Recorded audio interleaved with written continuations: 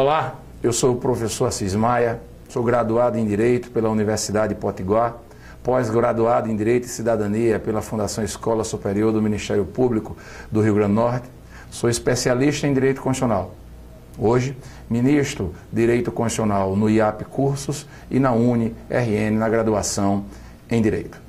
Estamos aqui para apresentar o curso 101 Questões CESP. São 101 itens abordados de maneira clara e, ao mesmo tempo, aprofundada. Serão objeto de discussão os temas mais cobrados pelo CESP nos concursos em geral. São eles: direitos e garantias fundamentais, organização do Estado e organização dos poderes. É com imensa satisfação que damos início ao nosso primeiro tema dos direitos e garantias fundamentais. Vamos agora ao debate de questões sobre o artigo 5º da nossa Constituição, sobre os direitos e deveres individuais e coletivos. As questões. Primeira questão do CESP 2010 e INSS. Julgue, os direitos individuais, considerados como cláusulas pétreas, se restringem aos previstos no artigo 5º do texto constitucional. Vamos a algumas considerações para poder responder a nossa questão. Vimos há pouco que o rol dos direitos fundamentais é meramente exemplificativo. Rol exemplificativo. Isso pode ser extraído do texto do artigo 5º, no seu parágrafo 2º. Então, a leitura do artigo 5º, parágrafo 2º, nos remete a essa ideia de que a lista dos direitos e garantias fundamentais não é taxativa, não é exaustiva. De maneira que vamos encontrar direitos fundamentais no artigo 5º, direitos fundamentais dentro do grupo dos direitos sociais, da nacionalidade, dos direitos políticos, do partido político e até mesmo fora desse título 2 espalhados pela Constituição. De fato, a nossa Carta contempla no artigo 60, parágrafo 4º, as chamadas cláusulas pétreas.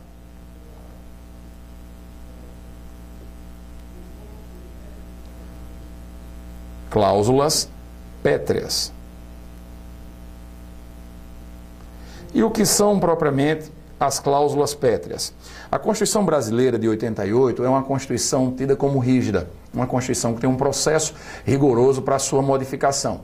Alguns autores, como Alexandre de Moraes, preferem até identificá-la como super rígida, porque além de ter um processo rigoroso na sua modificação, trazendo limitações circunstanciais, trazendo limitações formais, procedimentais, como diz o rito de mudança da Constituição, com 2 turnos na Câmara, 2 turnos no Senado, maioria de 3/5, além de ter todo esse processo rigoroso de sua modificação, também existe um núcleo intangível, as chamadas cláusulas pétreas, previstas no artigo 60, parágrafo 4º, indicando que não é possível proposta de emenda constitucional tendente a abolir alguns assuntos. Não é possível proposta de emenda constitucional tendente a abolir a forma federativa de Estado, o voto direto, secreto, universal e periódico, a separação dos poderes e os direitos e garantias individuais. De modo que fica claro que direitos e garantias individuais são cláusula pétrea. Isso é inegável. Todavia, como vimos há pouco, que os direitos e deveres individuais e coletivos previstos no artigo 5º não exaurem o rol dos direitos fundamentais, e aí voltando à questão, podemos analisar agora com propriedade o texto que nos indica os direitos individuais considerados como cláusulas pétreas se restringem aos previstos no artigo 5º do texto constitucional. Ora, se os direitos individuais são espécie do gênero dos direitos fundamentais, se os direitos fundamentais eles fazem parte de um rol aberto, de uma lista meramente exemplificativa, é equivocado afirmar que os direitos individuais como cláusulas pétreas são apenas aqueles previstos no texto do artigo 5º. De maneira que existem cláusulas pétreas, definindo direitos individuais, em outros pontos da Constituição, fora do artigo 5º da Constituição, fora até mesmo do 2º título da Constituição. Grave, os direitos e garantias individuais não fazem parte de um rol fechado. O rol é aberto, que vai além do artigo 5º. Por esse motivo, voltando os olhos específicos ao texto, os direitos individuais considerados como cláusulas pétreas se restringem aos previstos no artigo 5º do texto constitucional.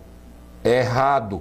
O rol é exemplificativo. Encontraremos direitos e garantias fundamentais, encontraremos direitos individuais em outros pontos, além do artigo 5º. Existem, desse modo, cláusulas pétreas em outros lugares, fora do título 2, fora do catálogo dos direitos fundamentais.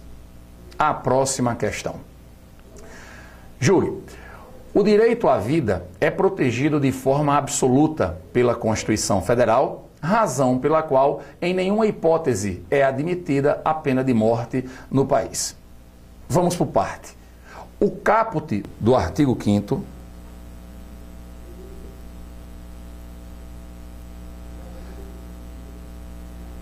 lista os direitos fundamentais básicos. Direitos fundamentais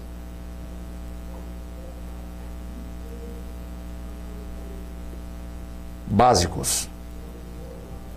São listados como direitos fundamentais básicos a vida, a liberdade, a igualdade, a segurança e a propriedade. Todos esses direitos, nos termos desse preceito constitucional, são assegurados aos brasileiros e aos estrangeiros residentes no país. É evidente que essa expressão estrangeiros residentes no país deve ser vista de maneira ampliativa. Não é só o estrangeiro que more no Brasil, não. Os estrangeiros que, porventura, se encontrem no território brasileiro terão também direito à vida, à liberdade, à igualdade, à segurança e à propriedade. Todos esses direitos fundamentais básicos devem ser extraídos da Constituição e interpretados de forma a dar a eles um maior nível, a maior amplitude possível. Nós deveremos extrair de cada um desses direitos fundamentais a máxima efetividade. Porém, mesmo buscando a máxima efetividade dos direitos fundamentais, é inegável que eles não têm natureza absoluta. Os direitos fundamentais, eles podem ser relativizados, até mesmo pelos outros direitos fundamentais. A ideia de que direito limita direito deixa claro que não há direito fundamental de natureza absoluta. Nem mesmo o direito à vida, objeto da presente questão, pode assim ser considerado. O direito à vida, ele é protegido pelo texto da Carta, mas pode sofrer limitações. Na proteção a outros direitos fundamentais, o direito à vida pode ser relativizado.